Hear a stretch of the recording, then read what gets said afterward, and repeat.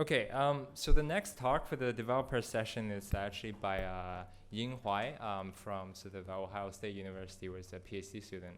And he's also currently interning at Databricks working on JSON. Just in case you're wondering, you didn't get into the wrong room.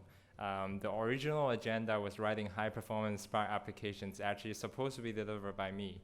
But unfortunately, there's some things that happen that I can't give the talk anymore. But I think you're getting something even better than that. Which is the new, I think, very cool.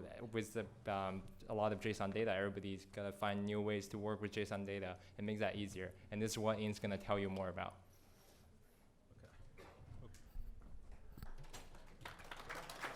All right, thanks. So thanks for the introduction. My name is Yin Huai, so from Databricks. So today I'd like to talk about processing JSON data. And I'd like to show you how you can easily to process JSON data in the Spark. So first, let me talk a little bit about myself. And seems something wrong with the slideshow. Anyway, so, it's really wrong. All right. So yeah, the first page doesn't matter. So I just talk a little about myself. I'm a student in the PhD student in the Ohio State University.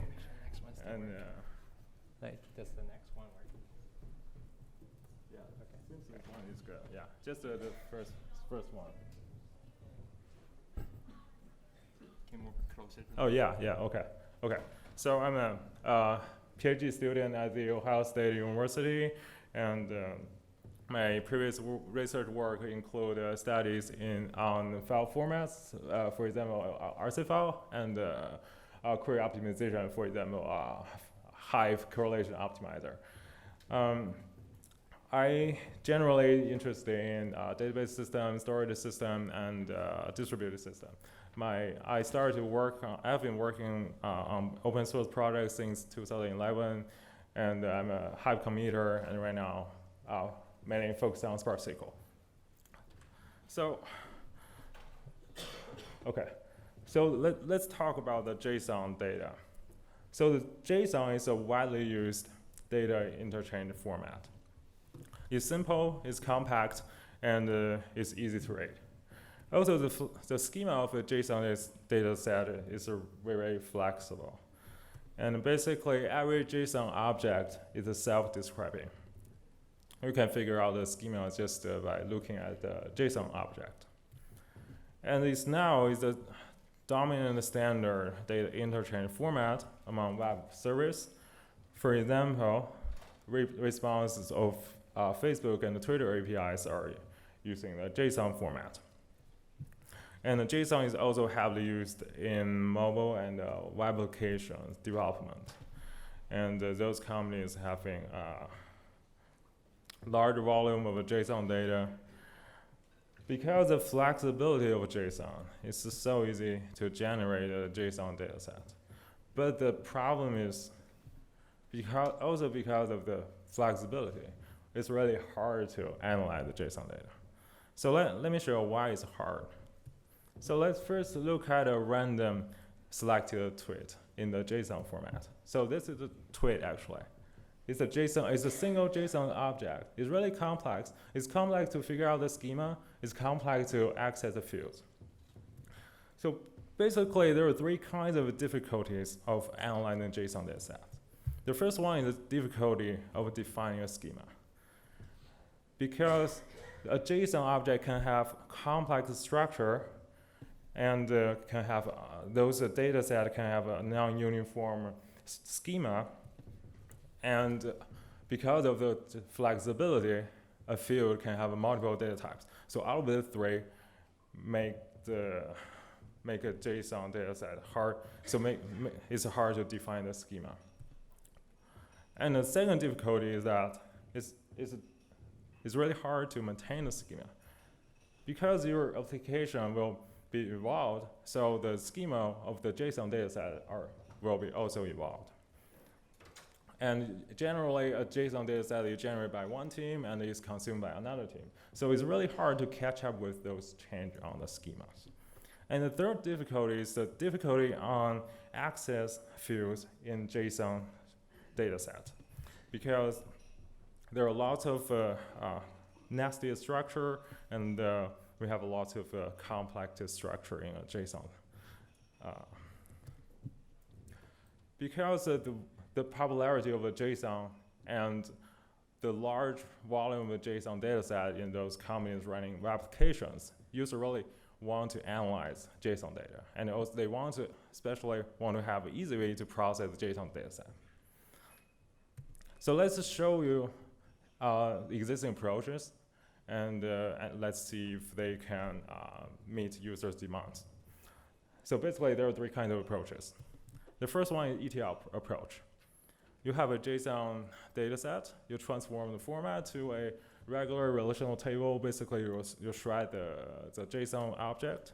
And the good thing is once you have the relational table, you can easily to access those fields. But the bad news is you have to define and maintain a schema. And also for end user, they have to wait until the finish of the ETL process. And the second approach is use a custom JSON survey. And the good thing is you can directly work on fresh data, and hopefully the JSON survey will turn your JSON objects to those relational JSON dataset to a relational table. And probably you can have an easy data access. But the problem is you still need to figure out the schema. And to counter, there's those widely used data analytics system. You don't have a general purpose way to figure out the schema. Probably you need to write your ad hoc programs. And it's really a burden to those end users.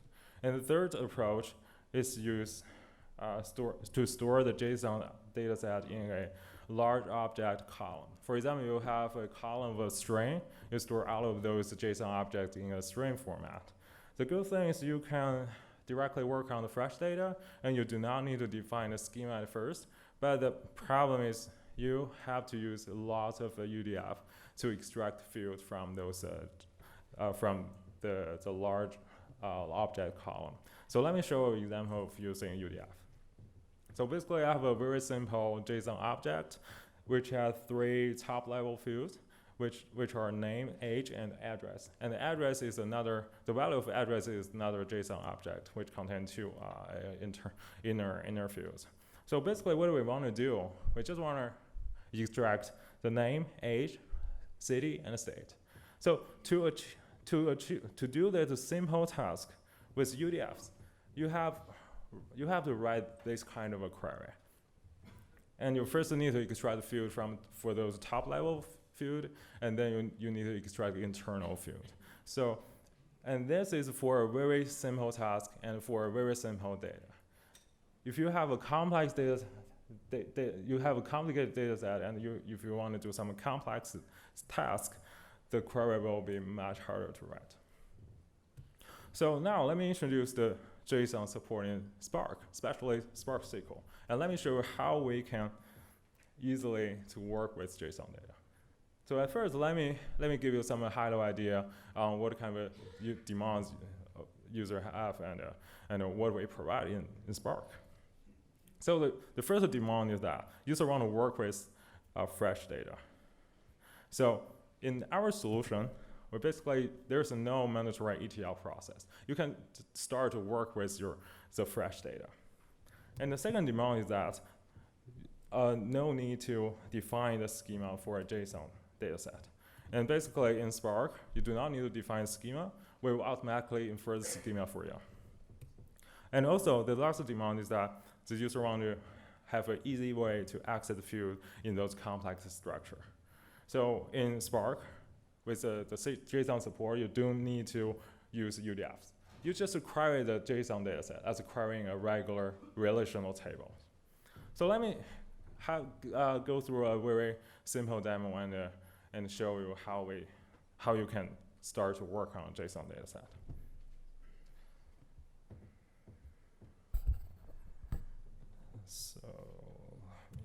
So I'm just showing you in the console. So let's first start a Spark local cluster in my laptop. So, and then let's just start the Spark shell.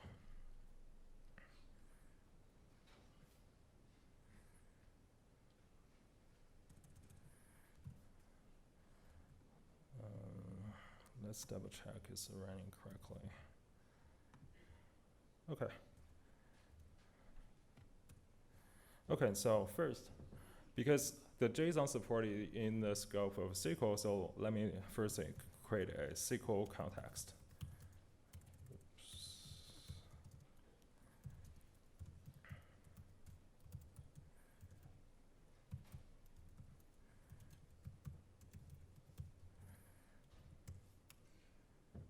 Okay, now you have a SQL context. So I will just, you can start to load your JSON data from a file storing those JSON objects. So you just need to use a JSON file and then point to the location of your data. It's in the desktop JSON. So once you call our interface, we will start to look at your data and infer the schema for you. So it will finish very shortly. And the return data, the return of the interface is a schema RDD. You can see that you have the JSON data basically is a schema RDD. And because the user generally have totally no idea on what is the content and what is the structure of the data, so it will be great to, let's take a look at the schema. So we are providing a very good, easy way to figure out the schema. You just use a print schema for a schema RD, and you will have the schema. So it's really complicated, so let's start from the root. So out of the field, like coordinators or contributors under the root, are representing those top level field. You can see the contributor is a type of string, the coordinates is a type of structure, and you can see inside the entity there are a lot other and the internal structure like the media is an array of a structure. And the funny thing is that we can see, okay, this guy, the coordinates is an array of double values. It's really complicated, right? So when we just look at the data, it's really hard to figure out what's going on, but we can provide the very nice visualization for you to figure out the data. And you can see we have a field called the user, which store all of the user information, such as the name and the language, location. So just with one line of code, you have figured out the schema. So now with the actual lines of code, so you can start to write query. Basically, what I will do is just register this JSON data set as a table called JT, and now we can just write a query. So let's do a simple select queries to look at some text from JT. We just want to show 10 record. Oh, yeah, okay. Is it better, right? Okay.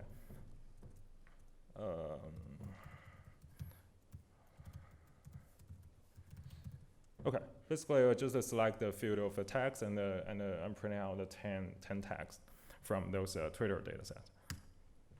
And okay, so you can see we have some text, some Japanese one, and some English one, and one from Russian. Okay, so let's access some field from a structured data type. Basically, what I'm gonna do is select some field from the field of the user, and the user is a structure. So let's see the user's name, user's language, and user's location. So you will see, you got a user's name, user's language, and also the location. So with 2 lines of code, you can start to write a SQL query in a natural way to process your raw JSON data set. So let me shut down the start cluster and go back to my talk. Yeah, okay. All right.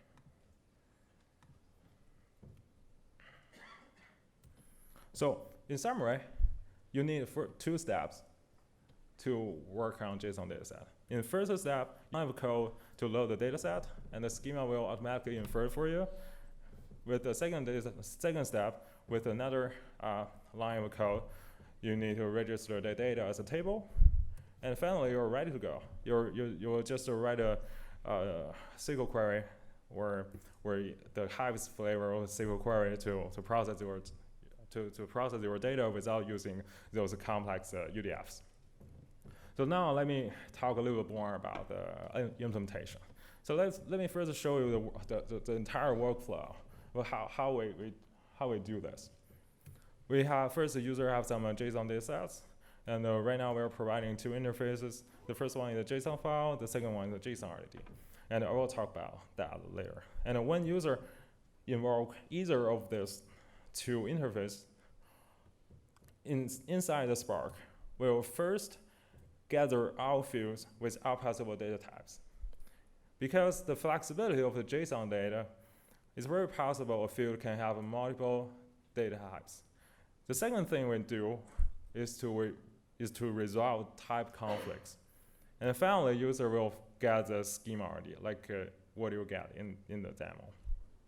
So once your user get the schema RD, you can do a lot of things.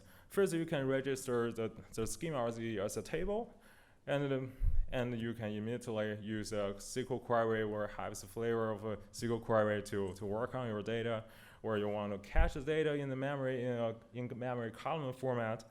And also, if you want to transform the format of your data, for example, we want to store it in a column file format, which will help you to have a better CPU and I/O efficiency, you can use save as a Parquet file.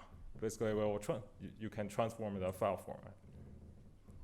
So let's talk about the interface. We have two interfaces. The first one is the JSON file, which is used for text file, which have one JSON object per line. And actually, we will drop this assumption in future. And the second interface is JSON RDD, which is used to load a RDD of string, and every string is a JSON object. So once user call either of this interface, we will gather all fields with all possible data types. So let me show you some example. So first, we have two JSON objects. So we will figure out, okay, we have two fields. The first field is a field called field 1. The type is int. And the second field is field 2. The type is a string. And also, because of flexibility of the JSON, we can have a field with multiple data types. For example, the field 1 can be either int value or it can be a long value.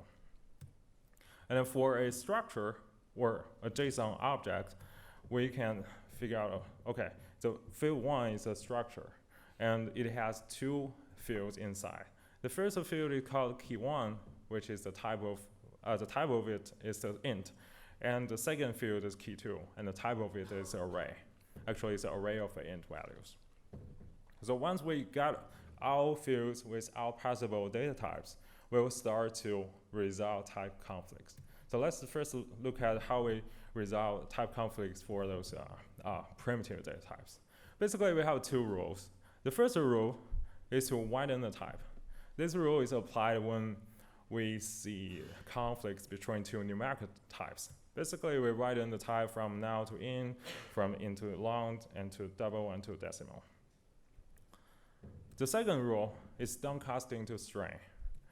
This rule is applied when we see conflicts between string type and numeric type, conflicts between string type and the Boolean type, and the conflicts between Boolean type and the numeric types.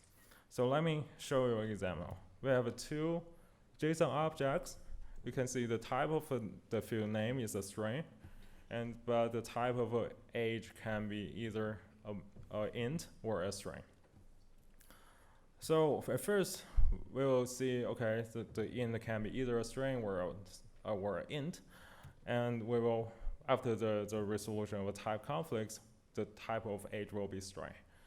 But at the runtime, based on, the user may want to treat the age as a number and use some expression on that column. For example, we have a query like this. We select the name and age from the table, and we have a predicate, which is the age should be larger than 20. In this case, based on the predicates, we will figure out the type, and we will promote the type of age from a string to a numeric type. And right now we're using double. And if we cannot do the promotion, we will just return now. Okay, so now let's look at how we deal with type conflicts involving complex data type. So we have two JSON objects. You can see the type of address can be either a string or a structure. In this case, we'll basically downcast the type to a string. And when you select the address, this will be the result. And the result, the first record will be just a string. But the second result, you can see it's still in the string format, but it's an unparsed JSON object in the string format. So probably you can, so we will just preserve that JSON format for you.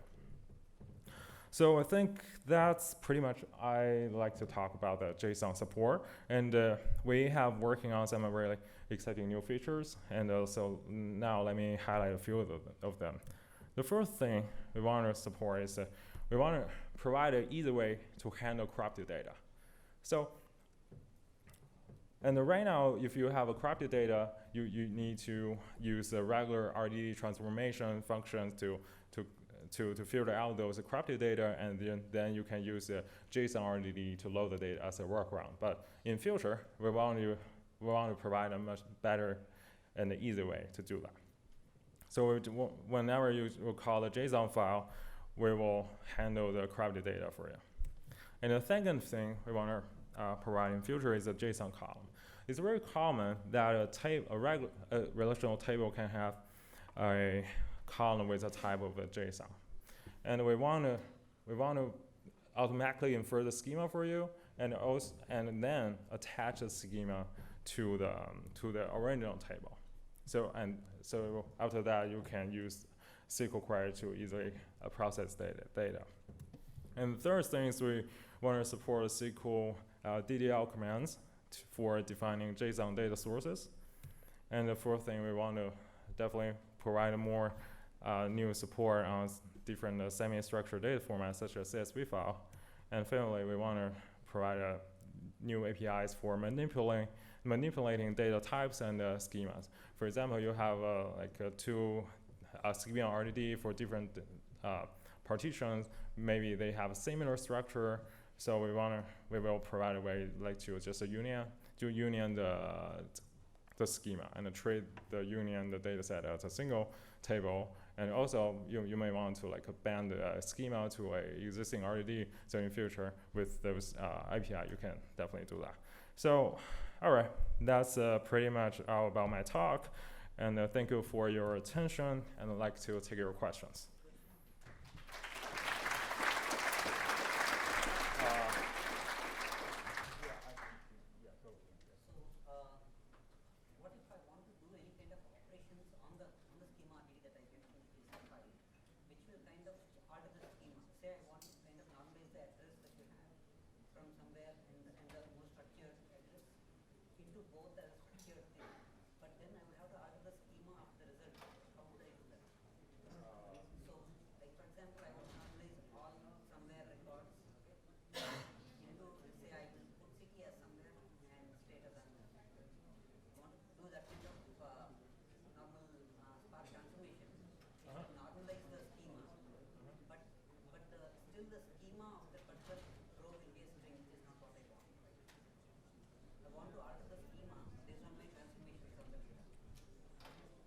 Okay, so your question is you want to do like some transformation on the raw data, and you want to apply the schema to that data set? Is that what you were asking?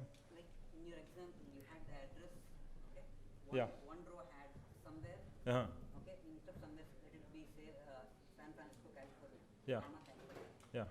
And then another row had address with city as San Francisco and state as California, right? Okay, I see. Okay, I load the scheme using the JSON file, Uh-huh. JSON RDB. I load the data, Right. but I want to do kind of the ETL, the cleaning into the my into the resulting format. I want to keep the structured format for the address, right? Mm-hmm. So I'll have ETL code which will take using Spark RDB transformation. Yeah, probably we can talk about it offline. It's kind of okay, right, that one. So let's say I want to have caching. So Yeah. let's say if I cache the original JSON RDB Uh-huh. and then use table, Uh-huh. or if I cache the table, what is the recommended way to cache these things? So generally you can cache for every schema RDD. You can cache every schema RDD. So I think once you load the JSON dataset as a schema RDD, and you can just cache that in the memory if you want. But if you want to apply your specific view of that data type, of the data set, probably you can do like a select, you can apply a SQL query to do like some projection. And because the return of a SQL query is another schema already, so you can cache that. So I think it depends on what is your user case. Basically, you can cache whatever, any schema already. Oh, cache table, we will use more efficient in memory column format to cache the data instead of just cache those JVM objects in the memory. Yeah. So yeah.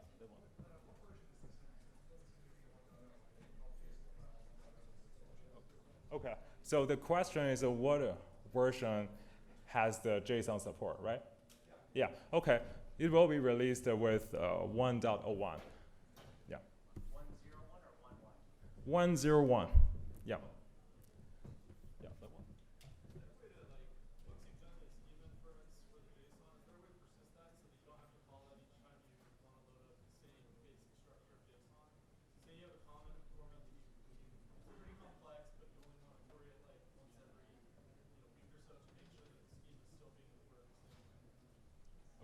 So I guess I first automatically get a schema at first, and then we want to apply that schema to some new partition of data, right? So right now we don't have such support, but it's definitely we'll support that in future. Yeah, because we want to provide an easy way to manipulate the data type and the schema. So in future you can bend a schema to a raw data, fresh data. So yeah.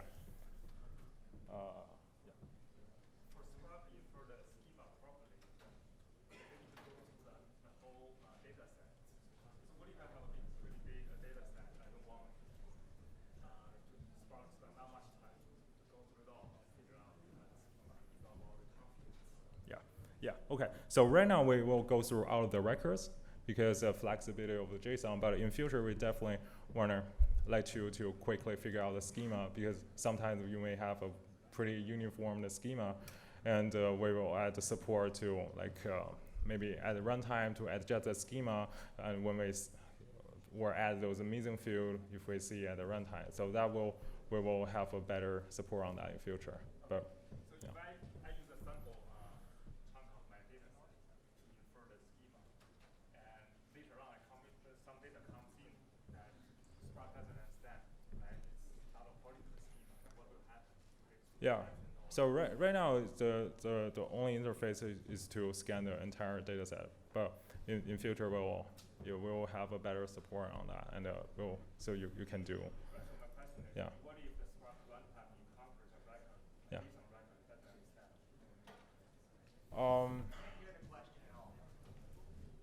Oh, the question is, he wants to use the sampling to figure out the schema, but for some record maybe the Spark does not understand the schema we inferred. So how the question is how we handle that. So I think in future what we'll handle is when we can use very low level. If we basically will go through the JSON record, and every time we figure out like the wrong data type or the missing field, we will record that, and I think it will be better. Probably in future we will just help you to automatically adjust the schema. Yeah. One that there.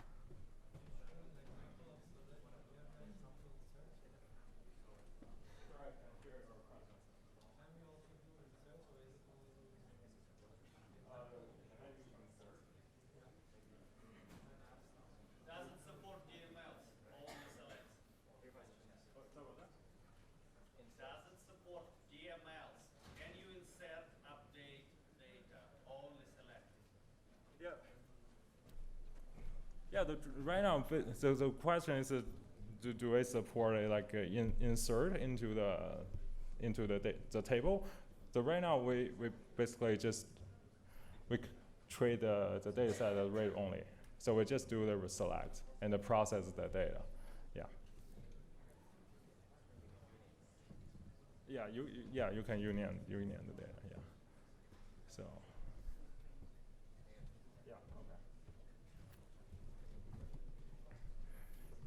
Okay, well, it's time's up for this talk, and let's give Ying a round of applause.